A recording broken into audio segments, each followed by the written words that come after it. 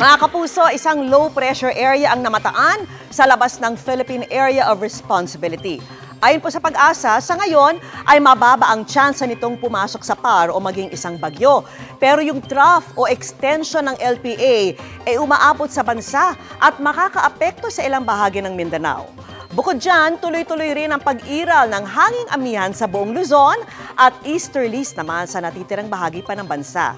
Base po sa datos ng Metro Weather, uulanin ang malaking bahagi ng Mindanao kasama ang Zamboanga Peninsula, Northern Mindanao, Caraga at Soc-Sargen.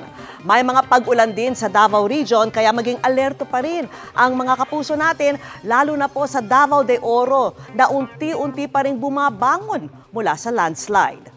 Posible ang malalakas na ulan sa ilang lugar kaya maging handa. Sa Visayas, may tsansa ng ulan bago magtanghali sa ilang bahagi ng Aklan at Samar provinces. Maaliwalas naman ang panahon sa Luzon, maliban sa Cagayan, Isabela, Aurora, ilang bahagi ng Bicol Region at Mindoro provinces. Sa Metro Manila, mababa ang tsansa ng ulan sa ngayon pero magdala pa rin ng payong na panangga sa init ng araw o sa biglaang pag-ulan.